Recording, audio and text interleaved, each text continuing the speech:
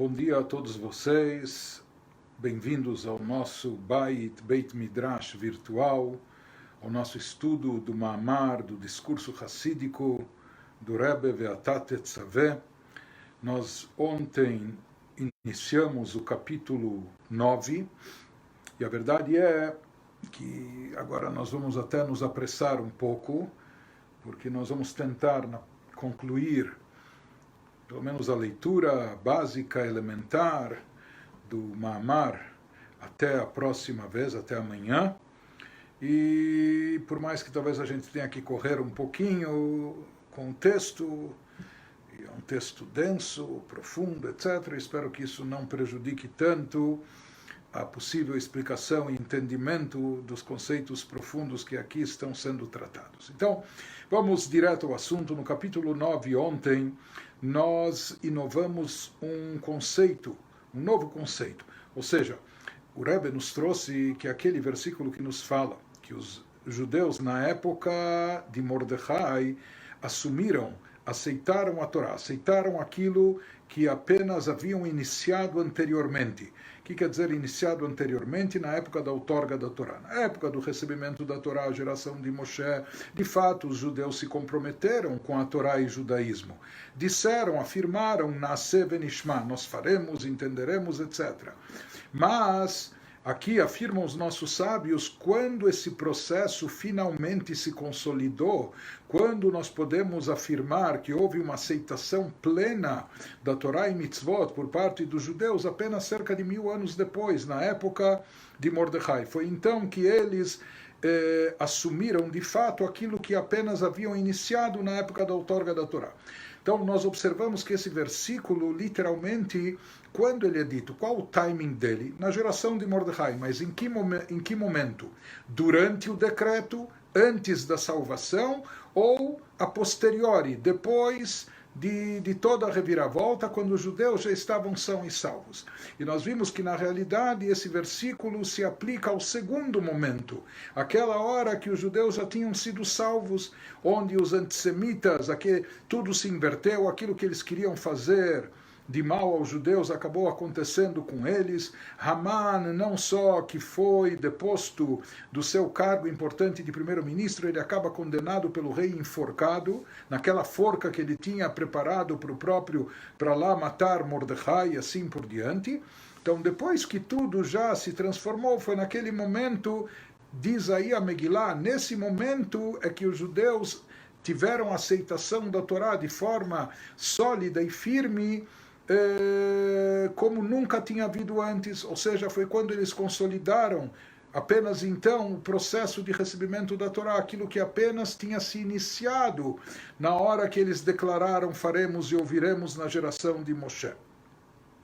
A partir disso, ele nos explicou que nessa aceitação dos judeus da Torá, de forma firme e resoluta, na época de Mordecai, existem dois aspectos motivadores, o que causou essa aceitação, baseado nos dois momentos que aquela geração passou.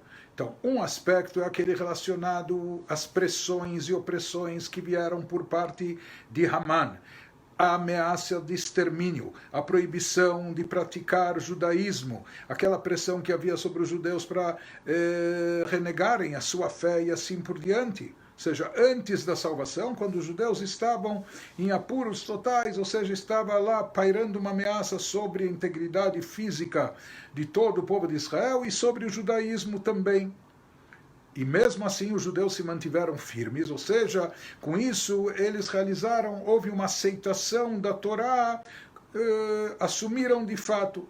Porém, existe um segundo aspecto, que é aquela nova aceitação por parte dos judeus que ocorreu depois que a situação se tranquilizou, depois que as coisas se sossegaram, quando a ameaça já partiu, quando não só que deixaram de ser ameaçados, pelo contrário, os judeus se encontravam numa situação muito confortável, que agora o rei sabia que sua esposa era judia, e o rei concedeu todos os direitos e todos os benefícios para os judeus, e assim por diante.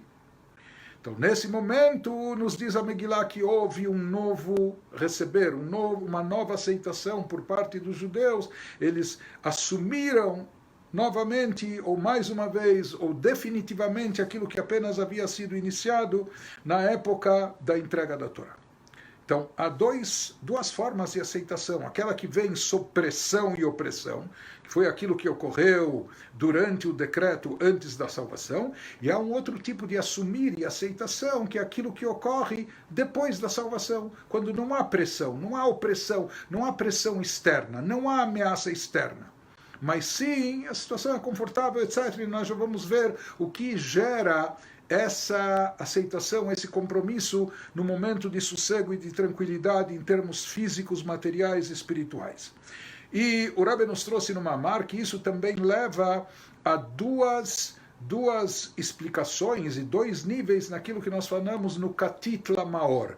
Katit significa espremido, oprimido, não é? E nós falamos que é esse ato de espremer, assim como no caso da oliva, é apertando, pressionando a oliva, a azeitona, assim se extrai dela o azeite que vai gerar luz.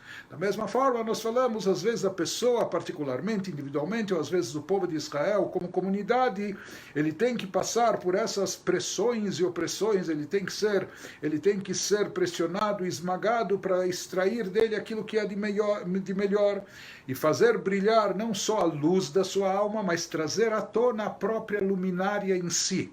Revelar e manifestar a fonte da luz, que isso significa a essência da alma.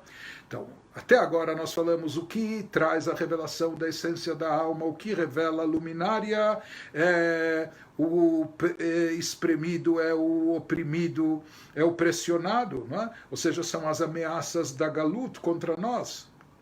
Mas agora nós inovamos que há uma outra situação, que há uma outra forma de revelar a essência da alma que não está ligada e relacionada, não é decorrente das pressões e opressões externas.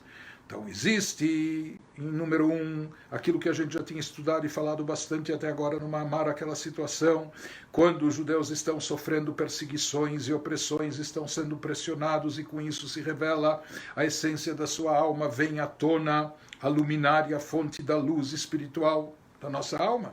Porém, existe um outro aspecto, que isso ele está inovando no nosso capítulo, isso é muito importante para a nossa geração, para a nossa época contemporânea. Então, existe um outro aspecto no Katit Lamaor, uma outra forma de ser pressionado, que aqui não é uma pressão ou ameaça externa, mas sim, por assim dizer, é uma autopressão, é uma autocobrança, é algo que a pessoa traz de dentro de si mesma, que isso vai gerar a revelação da luminária, da fonte da sua luz, trazer à tona a essência da sua alma. Ou seja, mesmo em épocas que o povo de Israel se encontra em tranquilidade, que durante o período de diáspora e exílio não foram muitos momentos desses na história, infelizmente. Mas mesmo quando se chega a um momento de largura, um momento de benesse, um momento de prosperidade, um momento de abundância e de fartura, e não só abundância e fartura material, mas também abundância e fartura espiritual. Por exemplo, quando os judeus estavam na Babilônia, nós sabemos que boa parte do Talmud, e a parte talvez mais importante do Talmud, que é a transcrição da Torá oral, foi desenvolvida, foi elaborada na diáspora, na Babilônia, nos vários séculos que os judeus passaram na Babilônia. Por mais que, paralelamente, também esses ensinamentos foram transcritos, analisados na Terra Santa em Israel, que deu origem ao Talmud Yerushalmi, o chamado Talmud de Jerusalém, de Israel, mas nós sabemos que o que prevalece é o Talmud da Babilônia. Então, houveram épocas no exílio, quando o povo de Israel, apesar de estar na diáspora, fora da Terra Santa, mas ele gozou não só de tranquilidade e abertura física, material, mas também espiritual. A espiritualidade se desenvolveu, cresceu, se multiplicou, etc. Né? Então, aqui ele nos diz que mesmo em épocas que o povo de Israel se encontra em benesse, em fartura, abundância, não só física, material, mas também espiritual, mas o judeu continua se sentindo aquebrantado, com o coração partido, ele se sente esmagado, se sente oprimido. Por quê? Não há antissemitas o perseguindo. Não há pressões externas. Ele não sofre ameaças de fora. Então, por que ele se sente aquebrantado e oprimido? Por que ele está deprimido? Por causa da ausência do Beit HaMikdash, pelo fato de não termos o templo sagrado, pelo fato de estarmos no exílio, pelo fato de Mashiach ainda não ter chegado, pelo fato de ainda não ter ocorrido a redenção. Ou seja, aqui o sofrimento interno do judeu não vem pelas ameaças externas, mas vem internamente, da sua alma, já que a sua alma sabe, sente o que é espiritualidade e divindade, e, portanto, ela percebe, ela tem na sua percepção, na sua sensibilidade, o que significa a ausência do Beit HaMikdash, o que significa o exílio, porque o nosso exílio, na verdade, como dizem os nossos sábios, não é apenas o nosso exílio, mas enquanto Israel se encontra na Galut, no exílio, Shrinta Begaluta, se fala que a própria presença divina também está exilada. Deus, em solidariedade a nós, ele também se autoexila. E o período de Galut significa, em contraste com a época do Beit HaMikdash. Na época do templo sagrado havia milagres explícitos ocorrendo lá, havia, em outras palavras, revelação divina, manifesta e evidente no mundo. E na nossa época, enquanto não temos o Beit HaMikdash, isso significa que falta revelação divina no mundo.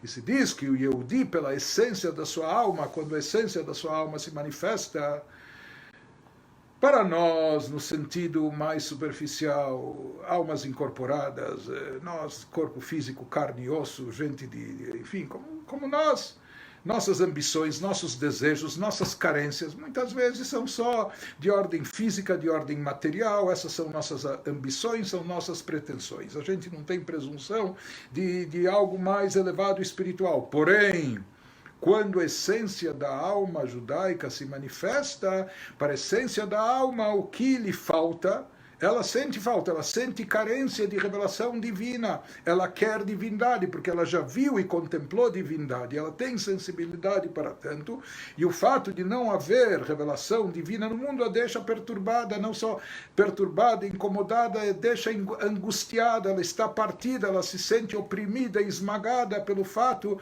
de não haver revelação divina de Mashiach ainda não ter chegado. Ele nos diz, na realidade, essa situação que nós falamos de prosperidade de Benesse é exemplo do que ocorreu com os judeus após o milagre, a salvação de Purim, que descreve o versículo La Yudim Aitaorá Vesimcha Vesasson Vikar, que os judeus tinham luz, alegria, júbilo, preciosidade, riqueza, não é? Ao sentido literal, ou seja, em termos físicos, materiais, eles estavam muito bem, não é? Havia luz, tudo, motivo de alegria, júbilo, não havia preocupações, estavam seguros, etc. O Midrash nos fala que há um sentido não só literal desse versículo, mas há um sentido também, não só bepashtut vegam beruchniut, um sentido espiritual. Se fala, os judeus tinham luz, luz se refere à Torá, simcha, alegria, isso se refere às festas judaicas que podiam ser celebradas e comemoradas abertamente, vesamachta bechagecha, sasson, isso se refere ao Brit Milá e ao ciclo de vida judaico, não só o ciclo do ano com as festas, mas o ciclo de vida que podia ser abertamente celebrado, cumpridas todas as mitzvot. Yekar se refere ao tefilin, ou seja, a prática das mitzvot diárias, e assim por diante. Ou seja, em outras palavras, estava ótimo para os judeus a situação, tanto física, materialmente, como também espiritualmente. Havia abundância e fartura também espiritual. Mais do que isso, como conta Megillah, o livro de Esther, Shegam Beit Haman Nitan Lester, o palacete de Haman, Ahashverosh fez questão de dar para Esther.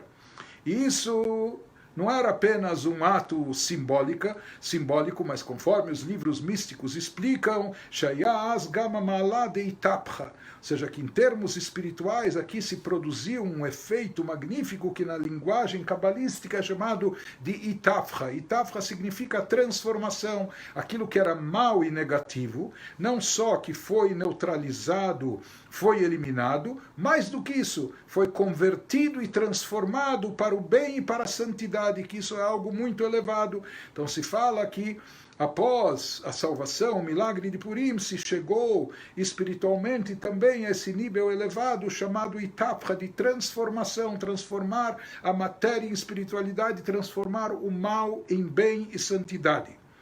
Porém, então, se está tudo bom e ótimo em termos físicos, materiais, judaicos e espirituais, então, do que se queixar e por que se queixar? Então explica o Mahamar, sabe por quê? Ela tinha um problema, e qual é o problema? E é o problema. Ela, Sheakate Avdei Achashverosh, na linguagem dos nossos sábios, no Talmud, porém, nós éramos ainda servos do Achashverosh, de Assuero, nós ainda estávamos submetidos ao rei Assuero, marido de Esther. Em outras palavras, por mais que ele estava sendo muito generoso com o povo de Israel, simpático com todos os judeus, nos agraciando com tudo que havia de bom e melhor, por mais que ele hesitava em dar a permissão para reconstruir o Beit HaMikdash, que veio a ocorrer apenas na geração seguinte, alguns dizem através do seu filho, que talvez possivelmente também era filho de Esther, enfim, mas de qualquer forma, se estava tudo bom, por que os judeus tinham que estar pressionados, por que eles tinham que se sentir angustiados, por que eles tinham que se sentir oprimidos, não é? Prensados?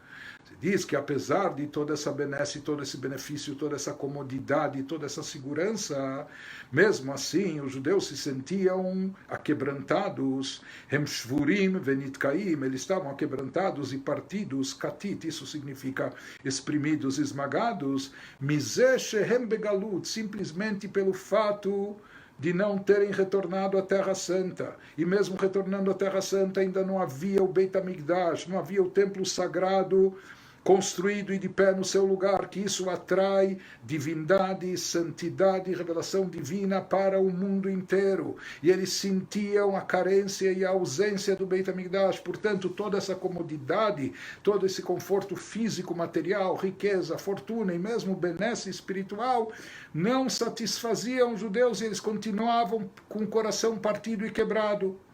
E se fala que essa atitude, esse sentimento de coração aquebrantado pela ausência do Beit HaMikdash, pelo fato de estar ainda no galuto, no exílio, pela ausência do templo, pela falta da revelação divina, isso é algo elevadíssimo, isso é o máximo, isso que ele vai nos explicar no Mahamar agora. Ve'aledeia katit de Israel, e o fato de Israel estarem aquebrantados, estarem partidos, simplesmente pelo fato de ainda estarem no galut, de ainda estarem na diáspora, mesmo que a diáspora está muito confortável, cômoda até espiritualmente falando. O fato de um Yehudi estar inconformado com isso, de não se resignar, não aceitar o galut, insistir querendo a revelação divina, a vinda de Mashiach, a reconstrução do Beit HaMikdash, essa atitude, esse sentimento, através disso leva o Yehudi, Magim Lamaor, o conduz a chegar até a fonte da luz, até a luminária, até a essência da sua alma que se manifesta. Explica, elabora o Rebbe, isso prossegue no Mamar, elaborando esse aspecto, esse assunto. Esse conceito que o Yehudi pode estar aquebrantado simplesmente pelo fato de ainda estar no galut, no estado ou no momento de galut, de exílio, de diáspora, mesmo quando ele tem abundância e fartura, não só material, mas também espiritual. Mas mesmo assim, ele continua quebrantado. Por quê? Porque ele carece de revelação divina. Porque de onde se manifesta isso? Não lhe falta nada, nem fisicamente, nem espiritualmente. Então, por que estar transtornado? Ele sabe por quê? Porque a vontade genuína, a vontade profunda, íntima de cada um de Israel, o Sheyegilu Yelokut, ele deseja, ele precisa, ele quer, ele necessita de qualquer forma que haja revelação divina. Quando a sua alma se manifesta, quando vem à tona a essência da sua alma, como nós falamos, como um peixe dentro d'água, o peixe quer água, a alma também sente ela quer estar no seu habitat, ela sente que ela não pode estar num campo, num mundo hostil. E o que quer dizer um mundo hostil? Mesmo que pode ter yeshivot, pode ter estudo na Torá até online, live como a gente faz, porém, o mundo que nos cerca, o mundo que nos rodeia ainda não é um mundo imbuído de espiritualidade, não é um mundo que emite divindade, não é um mundo onde há revelação divina explícita e evidente, muito pelo contrário. Então essa ausência de revelação divina, isso toca na essência da sua alma, ou seja, essa falta, essa carência, essa ausência, não só que incomoda e perturba a pessoa que está nesse nível, que trouxe à tona a essência da sua alma, isso a deixa inconformada, ela não pode viver sem isso, ela está completamente abalada, incomodada.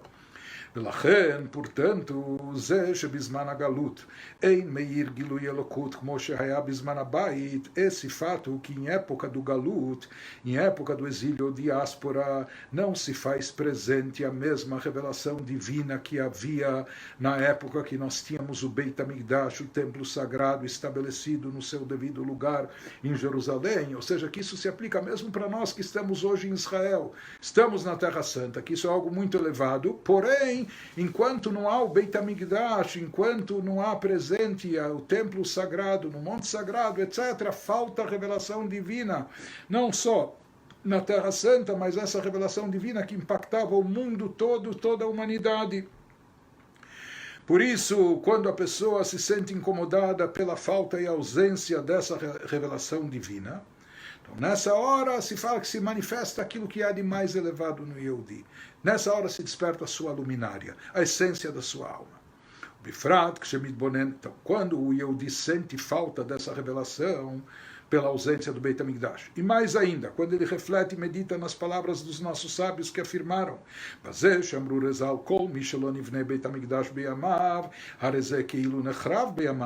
que toda aquela geração que não foi reconstruído o Beit HaMikdash, o templo sagrado na sua época, é considerado como se tivesse sido destruído naquela época. Podemos dizer, tudo bem, que culpa eu tenho? O Beit HaMikdash, o templo foi destruído quase há 2000 anos atrás, já aconteceu. Mas os nossos sábios dizem, não, toda geração na qual o Beit HaMikdash não foi reconstruído é considerada como se ele tivesse sido destruído naquela própria geração. Seria como se, Deus nos livre, você tivesse visto com os teus próprios olhos a destruição, a queima do Beit HaMikdash, a devastação, etc. Então não é que a gente pode botar a culpa nos antepassados ou dizer, foi na época deles que foi destruído. Ele diz, não, se na tua época, na tua geração não foi reconstruído, é como se tivesse sido destruído hoje na tua geração.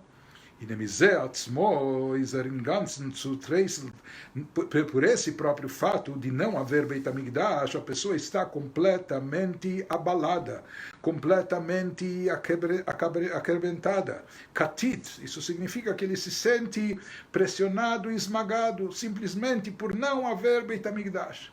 Isso é um nível muito elevado.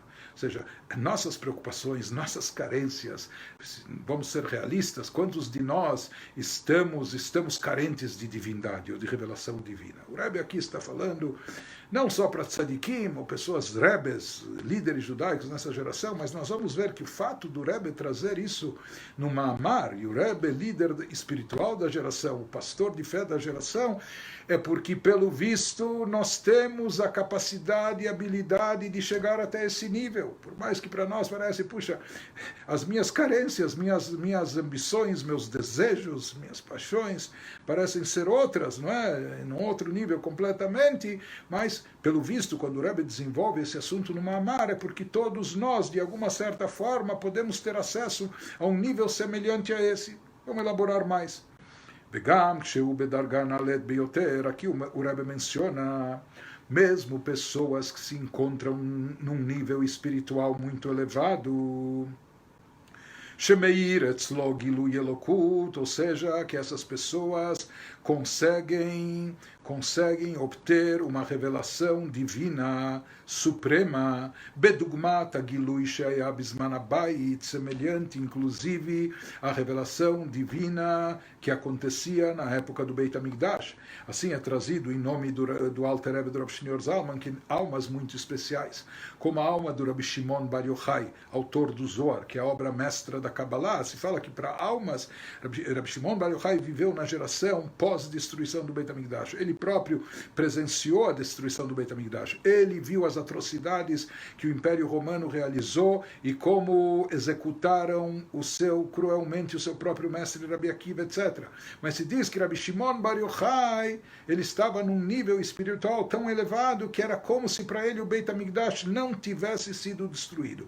Ou seja, a alma dele estava tão conectada, ele estava num nível espiritual tão alto que mesmo sem Beit HaMikdash, mesmo já em época de exílio, banimento, diáspora, mesmo assim, espiritualmente ele conseguia manter o mesmo nível, ele estava na mesma situação como na época espiritual, como na época do Beit HaMikdash, do Templo Sagrado. Ou seja, existem algumas almas muito elevadas, para as quais é como se o Beit HaMikdash não tivesse sido destruído, existisse.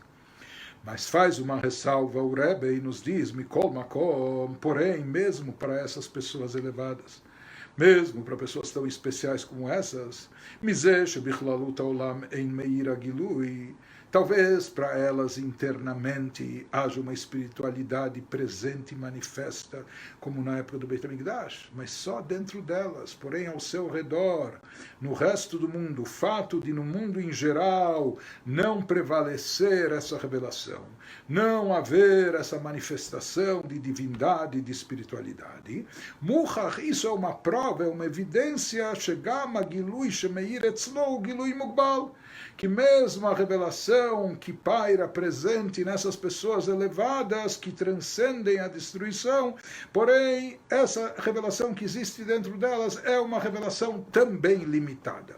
Também é limitada. Por quê?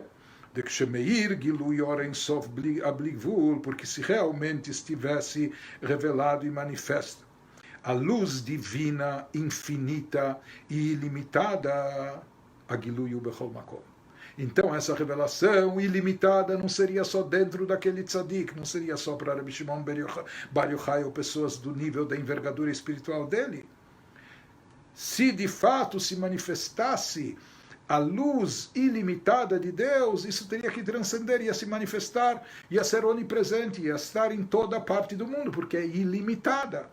O fato dessa revelação se manifestar só dentro do Rabi Shimon Bar Yochai ou pessoas como ele, isso indica que essa revelação ainda é incompleta e que, portanto, a luz infinita e ilimitada de Deus ainda não está presente aqui no mundo, em contraste do que acontecia na época do Beit HaMikdash, quando havia divindade explícita e havia milagres evidentes, etc., né? Então, mesmo para essas pessoas tão elevadas, isso ainda não denota, ou seja, o fato da revelação se restringir apenas dentro deles ou para eles, isso significa que não é uma revelação completa, ou seja, que a luz ilimitada de Deus não se manifestou, porque se é ilimitada, ela deveria se manifestar em toda parte. O Sheeshno Makom Echad, enquanto ainda houver um lugar que seja, afilo pinani dachat, mesmo um canto longínquo no mundo, tanto longínquo geograficamente de Israel, ou longínquo em termos de espiritualidade, she'en meir sham gilui elokut, onde lá não se faz presente, não há revelação divina, o mipnei she'agilui, isso por si só já representa uma prova e evidência que a revelação que essas pessoas elevadas têm, gambe makom she'u meir, ou a revelação divina mesmo naqueles lugares onde ela se manifesta, o Gilui Mugbal, ainda é uma revelação limitada, ainda não expressa o Deus ilimitado. Aqui ele nos traz em colchetes, isso também é o que consta, como podemos explicar, algo que aparece num discurso racídico do Admor Hazaken do Rabi Shneur Zalman, autor do Tânia, Deita Betikunim, que ele fala que assim consta nos adendos do Zohar, Shafilu im hayat tzadik echad choser b'tshuva shleima bedoro, Se houvesse apenas um único tzadik que fizesse uma tchuvá completa, perfeita na sua geração, Hayabá Mashiach. Mashiach já chegaria, já teria chegado. Ou seja, existe esse nível de espiritualidade, de plenitude elevadíssimo, que ele chama de tchuvá shleimá, uma tchuvá completa, um retorno a Deus de forma completa. Então, o Zohar fala que mesmo os tzadikim, por assim dizer, eles também têm um processo de tchuvá. Não é como a tchuvá, talvez nossa, que é por pecados e transgressões, mas os mesmos tzadikim também têm um tipo de retificação. E ele nos fala que se houvesse um único tzadik que tivesse feito e realizado uma tchuvá completa e íntegra na sua geração, isso já teria trazido Mashiach. Que a lidei tchuvá shleimá, através de uma tchuvá completa, plena. Me deem só um instante que nós tivemos um probleminha com o Instagram, só um momento.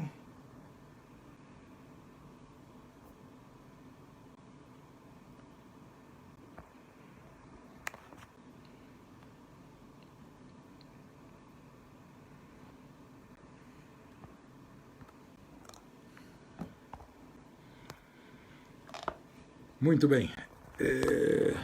Prosseguindo, porque através de uma tchuvá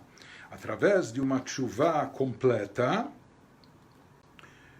alidei tchuvá shlema, mamshichim gilu yor en sof abligvul, poderia e já se atrairia a revelação da luz ilimitada de Deus, vegilu izeu bechol makom, e essa revelação se manifesta em todo lugar, isso significa a vinda e a aparição de Mashiach. O mizesh em meiritzlo, voltando àquelas pessoas que estão aquebrantadas, ou como os judeus após a salvação de Purim, que não se acomodaram, não, que alívio, agora já está tudo bom, pronto, não temos mais problemas. Ele diz, não, o fato de um Yehudi mesmo no conforto, na comodidade física, material e espiritual, não se conformar com isso, não se acomodar com isso, ou seja, um Yehudi está incomodado quando um Yehudi consegue chegar nesse nível, que ele está incomodado e perturbado pelo fato de não brilhar, não iluminar nele a revelação da essência divina infinita. Ele não sente divindade ainda. Unishbar venidka.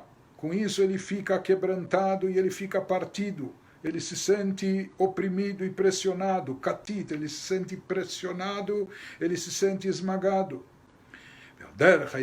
Conforme é conhecido dos escritos do Arizal, do grande cabalista que viveu cerca de 500 anos atrás, Rabbi Tzchak Luria, o Arizal. Conhecido, ele traz nos seus escritos, os escritos dos seus ensinamentos, Shecholé, a palavra Cholé, traduzindo ao pé da letra, ou seja, em hebraico, Cholé significa enfermo, doente. Se você observar o valor numérico da palavra cholé, begimatria memtet, o valor numérico da palavra cholé, doente, é 49.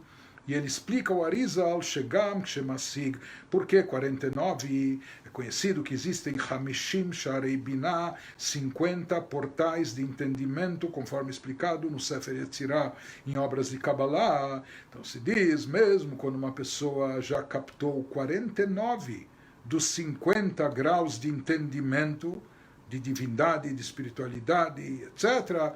Porém, se ele chegou a 49º, lhe falta apenas um, e pelo visto esse um não é alcançável pelo ser humano em vida, etc. Mas mesmo assim, ele já tem 49 níveis, ele... Não é que quase chegou, ele praticamente já está lá. Mesmo assim, diz o Arizal, não, mesmo que lhe falta um único nível de 50, entre 50, lhe falta um dos portões, dos portais de compreensão, de entendimento, isso deixa doente. Isso deixa abalado, isso lhe deixa enfermo. Lhe falta apenas o 50º, o cholé. Mas lhe falta, não porque ele não se sente, ele é perfeccionista, ou porque pelo seu ego ele não ganhou o troféu, não. Lhe falta completar, lhe falta algo de divindade que ele ainda não alcançou, isso lhe deixa perturbado, lhe deixa doente. Conforme se fala sobre o Shir Hashirim, que Cholata Hava Ani, ele diz, às vezes uma pessoa está doente até de amor, ou seja, ele quer tanto a proximidade com Deus, ele quer tanto a revelação divina, que o fato de haver um nível, por mais que ele já alcançou 49 de 50, mas haver um nível que ainda ele não teve acesso, não só que isso lhe deixa perturbado, abalado, isso lhe deixa doente. Ou seja, aqui nós começamos a falar nesse capítulo do Amar de um nível muito elevado, de uma pessoa que tem carência de espiritualidade, que tem desejo por divindade, que ele tem paixão por espiritualidade, que a ausência disso, a carência disso, o afeta. Biadu, Mashkatav Tzemach Tzedek, que é conhecido aquilo que escreveu o Rebbe Tzemach Tzedek, o terceiro Rebbe de Chabad, neto do Reb Shneor Zalman. Ele diz que é famoso que se escutava do seu avô, do Reb Shneor Zalman, que ele tinha momentos de transe, de êxtase espiritual, Shaya Nishma, que se escutava dele, pelo visto se escutava com frequência, vários momentos. Mimoreinu verabeinu Nishmato Eden, o que se escutava do Admor Azaken do Reb Shneor Zalman, ele dizia repetidas vezes, Einei nirotze meuma, Deus, eu não quero nada. Eu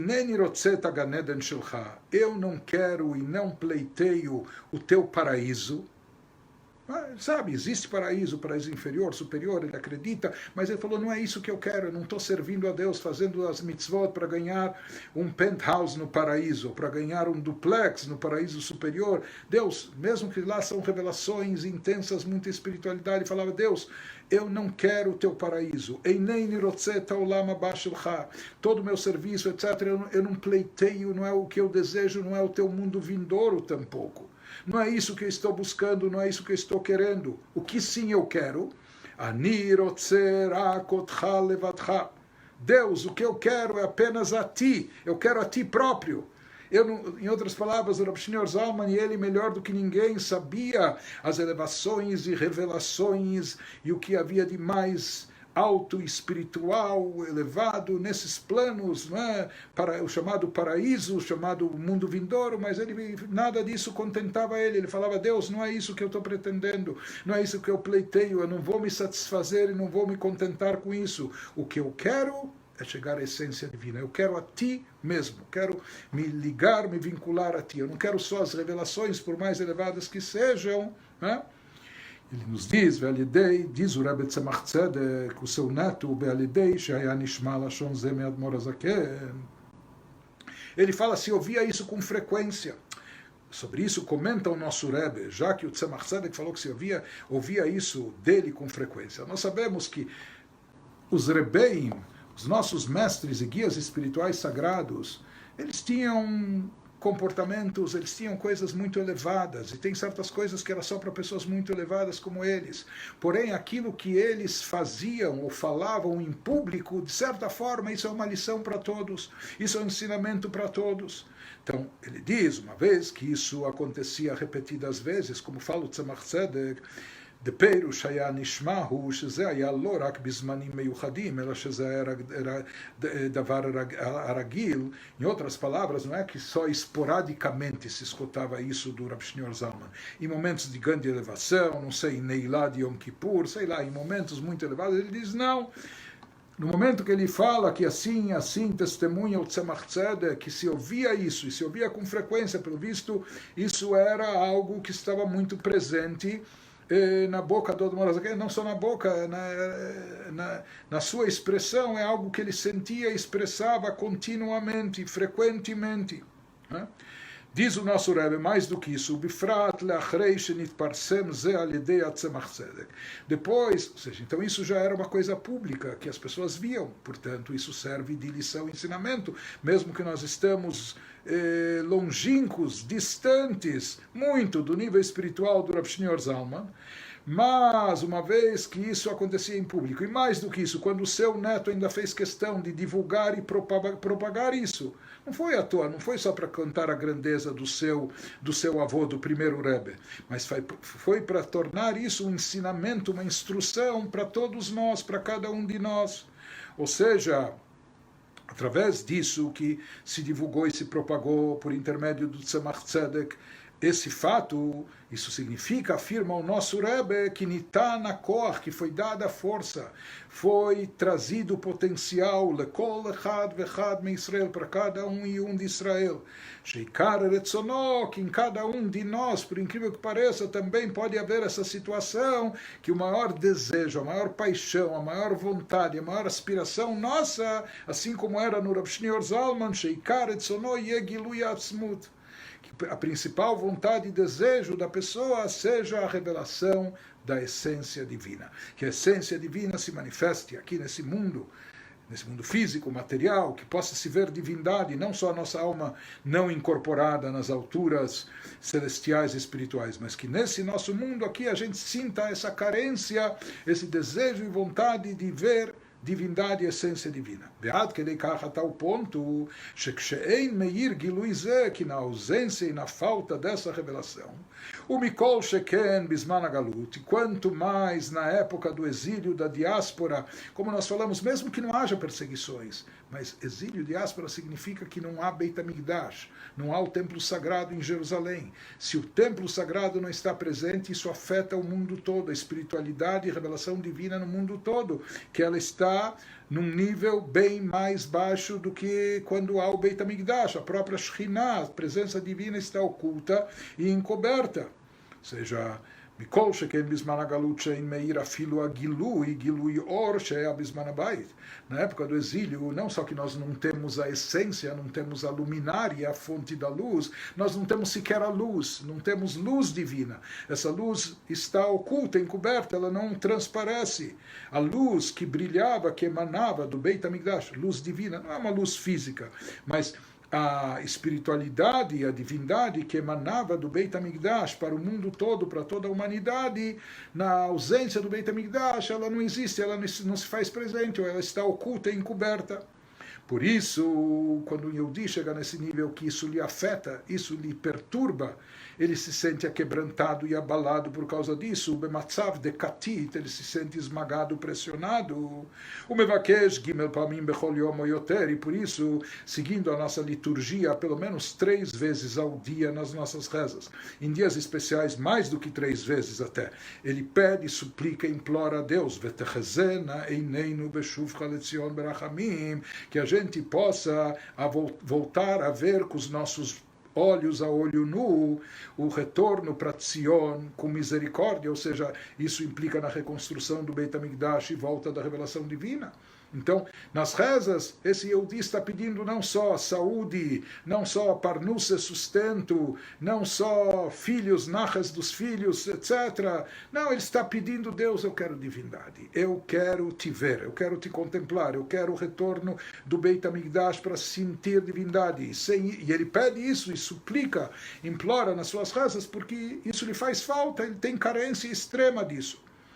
Ele quer a volta do Beit HaMikdash, Sheaz Yegilui Elokut, porque então, e apenas então, haverá a revelação divina, Ve'ad Legilui Atzmut, chegando até a revelação da essência divina. Então, quando o Yehudi consegue chegar nesse nível, ou seja, está tudo bem fisicamente, materialmente, espiritualmente, mas mesmo assim, não só que ele está insatisfeito, frustrado, ele está quebrantado, ele está agonizado, por quê? Porque não há Beit HaMikdash, porque Mashiach não chegou. Ainda estamos antes da redenção, não há o templo sagrado e, portanto, falta revelação divina no mundo. Quando alguém consegue chegar nesse nível, então ele diz, esse é o nível mais elevado de todos. Vezeu katit lamaor, ou seja, que está pressionado, esmagado, oprimido, isso leva a luminária, a fonte da luz, a essência da alma. Shalidei ainyan de katit, através desse aspecto de opressão. Aqui é uma auto-opressão, não é? Mizesh nimtzaim begalut, ou seja, o Yehudi ele está insatisfeito, ele está inconformado pelo fato de estar ainda na época de exílio e diáspora sem Beit HaMikdash. Através disso, magim le'amaor, se chega à fonte da luz, a luminária. Por quê? Porque esse sentimento de onde ele emerge, como a gente falou, a alma incorporada, a alma aqui no corpo físico, o corpo físico impacta a alma, limita ela, não é? como uma pessoa, Deus nos livre, sequestrada no porta-mala de um carro, como uma pessoa está amarrada, ou está lá dentro de um saco, por mais que ele tenha membros, etc., mas ele está algemado, ele está sem movimentos, por mais que ele tenha cabeça, mas ele não pode planejar, agir, fazer, ele está limitado. De certa forma, a nossa alma aqui no corpo físico, ela está numa situação parecida.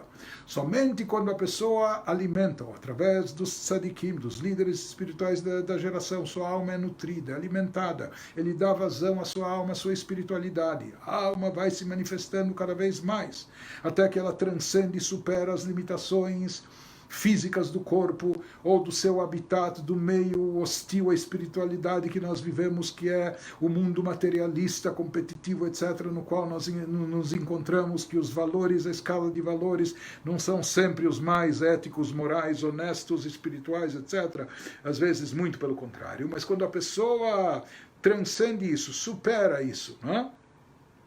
E faz com que se revele a essência da sua alma, porque de onde vai vir? Como é possível num corpo físico, num mundo material como o nosso, que de repente a pessoa esteja sofrendo, se sinta doente por falta e ausência de espiritualidade, por carência de revelação divina? Para a maioria de todos nós, se formos sinceros, acho que isso parece uma coisa tão distante, longínqua, etc. Talvez tzadikim, mas pessoas comuns como nós, mas ele diz... esse é Lamaor, quando se revela a fonte da luz, a luminária, a essência da alma, quando uma pessoa estiver nesse nível. Então, essas coisas estão interligadas. Essa carência de revelação divina é a prova e a evidência que se revelou e se manifestou a essência da alma.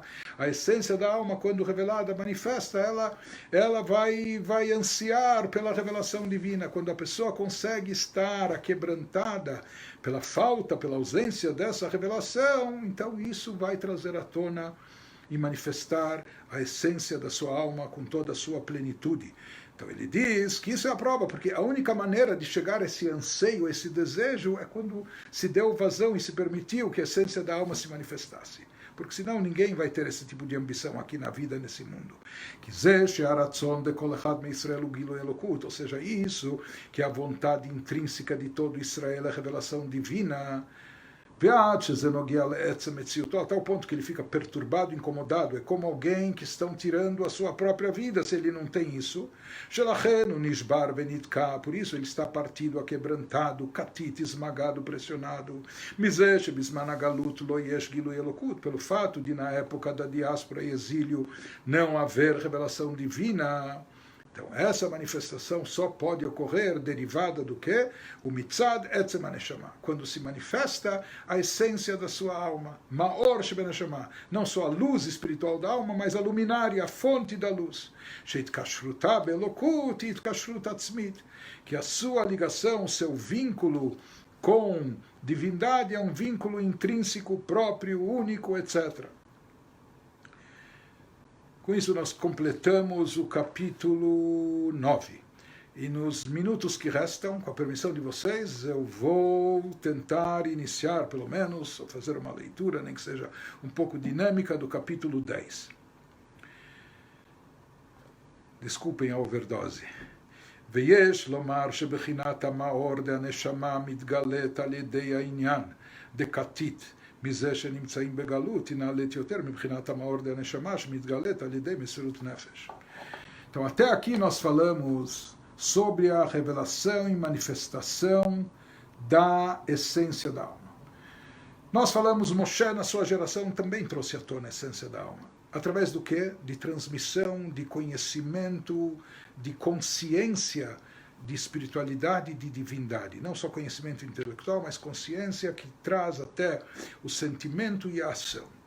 Mas a geração de Moshe não precisou de autossacrifício, não precisou chegar ao martírio, etc.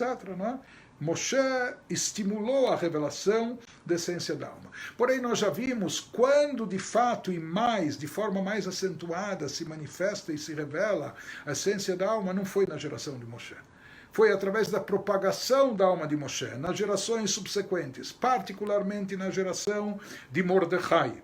Na Na geração de Mordecai que haviam decretos, perseguições. Mesmo assim o povo de Israel se manteve fiel, inabalável, com uma disposição de ir até o auto-sacrifício, até o martírio, se necessário.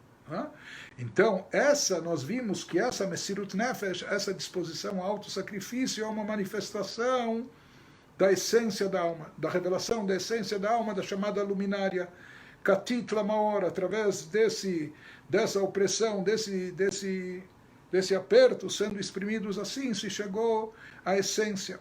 Mas agora nós vimos que também é uma outra forma adicional de manifestar e revelar a essência da alma. Qual é? Não através de pressão, não através de perseguição, não através de ameaça, mas sim simplesmente pelo incômodo que um Yehudi sente pelo fato de haver falta de revelação divina aqui nesse mundo físico e terrestre. Ele está inconformado com isso. Isso o deixa abalado, isso o deixa doente, por assim dizer. Ele não se conforma, ele está abalado. Nós vimos que isso também aqui também é um catita, ele também se sente espremido. Ninguém de fora está espremendo, pressionando ele. Ele próprio, pela ausência de divindade, de revelação divina. Mas isso também leva à revelação, la maior da luminária da essência da alma.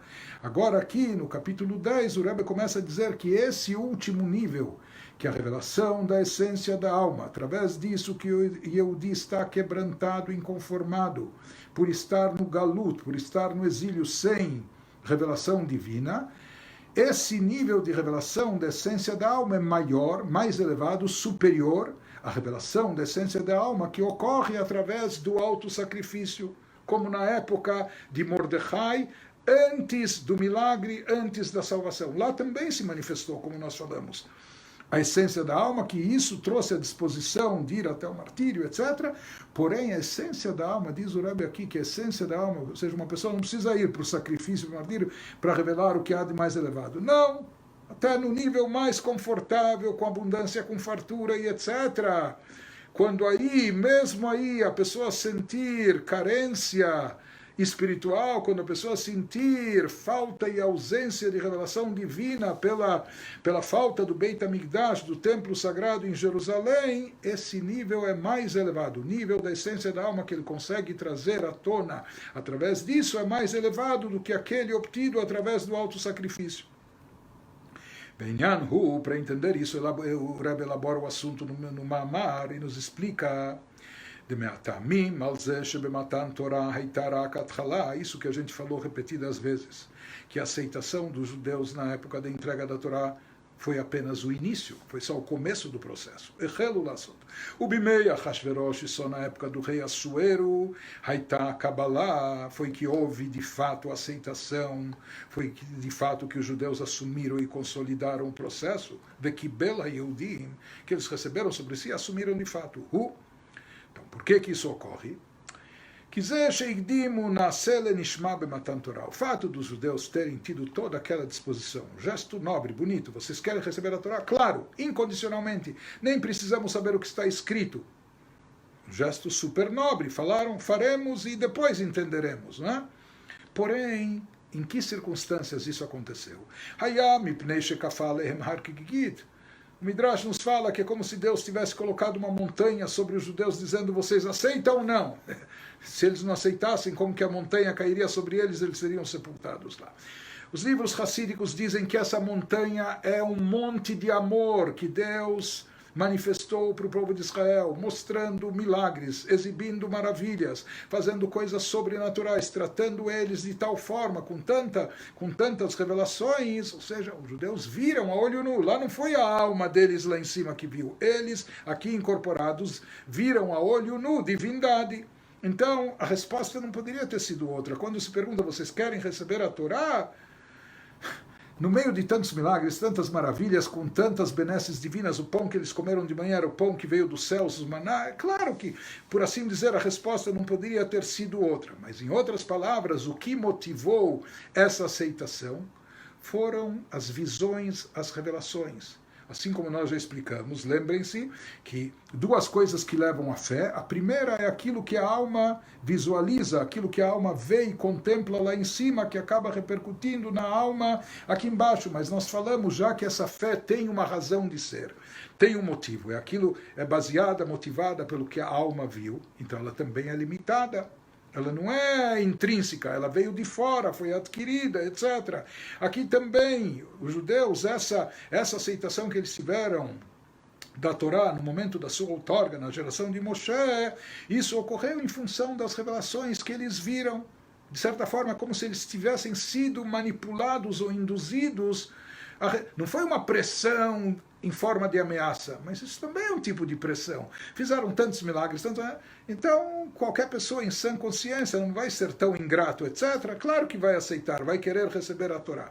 Mas essa aceitação ocorreu em função das revelações que eles viram, que eles presenciaram.